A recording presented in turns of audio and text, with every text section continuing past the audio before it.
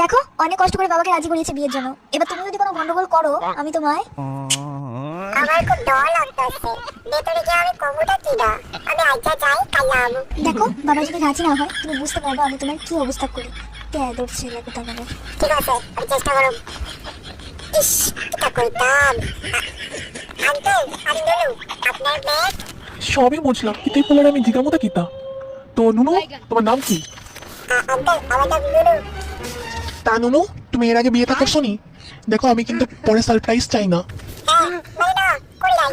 তা নুনু, তোমার বাড়িতে কয়টা মা আর কয়টা বাবা? আঙ্কেল, আমার বাড়িতে একটাই মা আর একটাই বাবা। আঙ্কেল, আপনি বিয়ে করেন নাই? হ্যাঁ, বিয়া করছি তো। আমার 2 মেয়ে আছে। নাম কি আঙ্কেল? একটা নাম পুটকি, একটা নাম ফুটকি। বাহ, খুব সুন্দর নাম। বলছি বাবা জীবন, তুমি কাজ কিছু করো নাকি? বিয়ের পর সংসার চালাবে কেমনে? আপাতত আপনি যৌতুকে চাঁদের এই রিক্সা বাহ বাবা জীবন, বাহ। তোমার চিন্তা ভাবনা শুন না আমার পুরানো দিনের স্মৃতি মনে পড়ে গেল। আমিও যখন ভুটকি মানে বিয়ে করছি, যৌতুকের সব বেচ্চা বেচ্চা সংসার চালাই দিয়ে ছাড়ে নাই বাবা জীবন। গয়না বেচ্চা সংসার চালাই, টাকা দিয়ে সংসার চালাইতে মজা লাগে গো। বাহ, আঙ্কেল, বাহ।